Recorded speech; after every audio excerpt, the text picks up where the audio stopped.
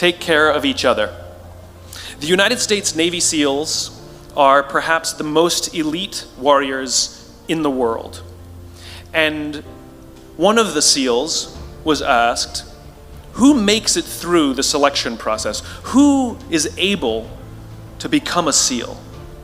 And his answer was, I can't tell you the kind of person that becomes a SEAL. I can't tell you the kind of person that makes it through BUD/S. But I can tell you the kind of people who don't become SEALs.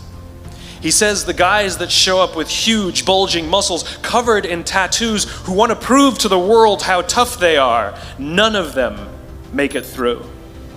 He said the preening leaders who like to delegate all their responsibility and never do anything themselves, none of them make it through. He said the star college athletes who've never really been tested to the core of their being, none of them make it through. He says some of the guys that make it through are skinny and scrawny. He said some of the guys that make it through, you will see them shivering out of fear. He says, however, all the guys that make it through, when they find themselves physically spent, emotionally spent, when they have nothing left to give physically or emotionally, somehow, some way, they are able to find the energy to dig down deep inside themselves, to find the energy to help the guy next to them. They become SEALs, he said. You want to be an elite warrior. It's not about how tough you are. It's not about how smart you are. It's not about how fast you are. If you want to be an elite warrior, you better get really, really good at helping the person to the left of you and helping the person to the right of you. Because that's how people advance in the world. The world is too dangerous and the world is too difficult for you to think that you can do these things alone. If you find your spark, I commend you. Now, who are you going to ask for help, and when are you going to accept help when it's offered? Learn that skill. Learn by practicing helping each other. It'll be the single most valuable thing you ever learn in your entire life. To accept help when it's offered and to ask for it when you know that you can't do it. The amazing thing is when you learn to ask for help, you'll discover that there are people all around you who've always wanted to help you. They just didn't think you needed it because you kept pretending that you had everything under control. And the minute you say, I don't know what I'm doing, I'm stuck, I'm scared, I don't think I can do this, you will find that lots of people who love you will rush in and take care of you. But that'll only happen if you learn to take care of them first. Lesson 4. Nelson Mandela is a particularly special case study in the leadership world because he is universally regarded as a great leader. You can take other personalities, and depending on the nation you go to, we have different opinions about other personalities. But Nelson Mandela, across the world, is universally regarded as a great leader. He was actually the son of a tribal chief. And he was asked one day, how did you learn to be a great leader? And he responded that he would go with his father to tribal meetings. And he remembers 2 things when his father would meet with other elders.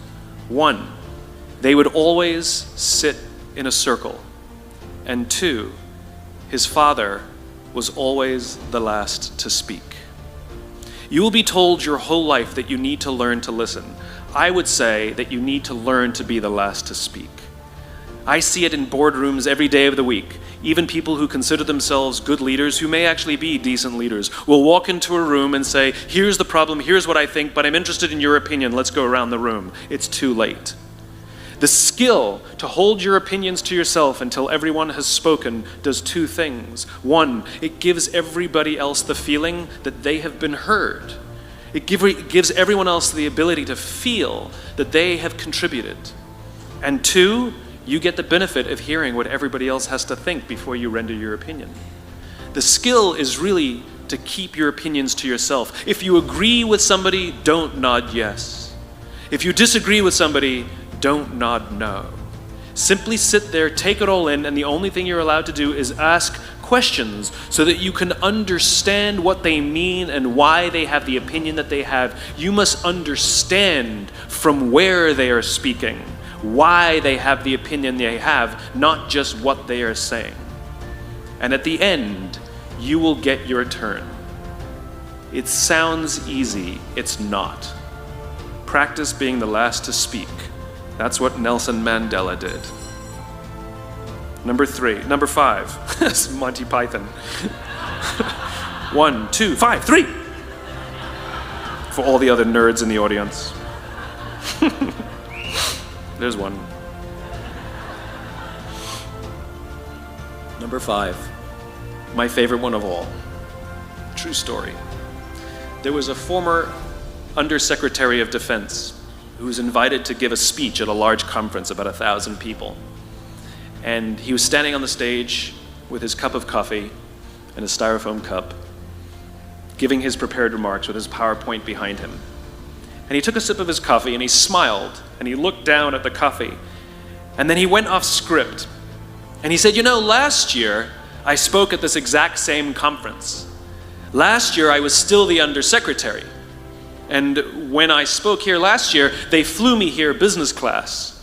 And when I arrived at the airport, there was somebody waiting for me to take me to my hotel. And they took me to my hotel and they had already checked me in and they just took me up to my room. And the next morning I came downstairs and there was someone waiting in the lobby to greet me and they drove me to this here same venue. They took me through the back entrance and took me into the green room and handed me a cup of coffee in a beautiful ceramic cup. He says, I'm no longer the undersecretary. I flew here coach. I took a taxi to my hotel and I checked myself in. When I came down the lobby this morning, I took another taxi to this venue. I came in the front door and found my way backstage, and when I asked someone, do you have any coffee? He pointed to the coffee machine in the corner, and I poured myself a cup of coffee into this here styrofoam cup. He says the lesson is, the ceramic cup was never meant for me. It was meant for the position I held. I deserve a styrofoam cup. Remember this. As you gain fame, as you gain fortune, as you gain position and seniority, people will treat you better. They will hold doors open for you. They will get you a cup of tea and coffee without you even asking. They will call you sir and ma'am, and they will give you stuff. None of that stuff is meant for you. That stuff is meant for the position you hold. It is meant for the level that you have achieved of leader or success or whatever you want to call it. But you will always deserve a styrofoam cup. Remember that. Remember that lesson of humility and gratitude. You can accept all the free stuff. You can accept all the perks. Absolutely, you can enjoy them. But just be grateful for them and know that they're not for you. I remember getting off the Acela. I took the Acela from New York to Washington, D.C. And I got off the train like everybody else. And I was walking down the platform like everyone else, and I walked past General Norty Schwartz, who used to be the Chief of Staff of the United States Air Force, the head of the Air Force. And here I did, you see a guy in a suit, schlepping his own suitcase down the platform just like me. And just a couple months ago, he was flying on private jets and he had an entourage, and other people carried his luggage. But he no longer held the position. And so now he got to drag his own suitcase.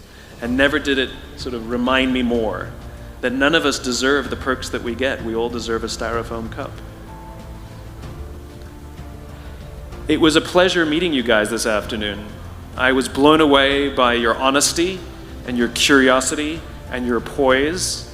And I am confident that the future is bright despite the fact that America looks like an absolute mess right now. I am confident that the future is bright for one reason and one reason only, because you will grow up and you will be our future. Thank you very, very much, guys.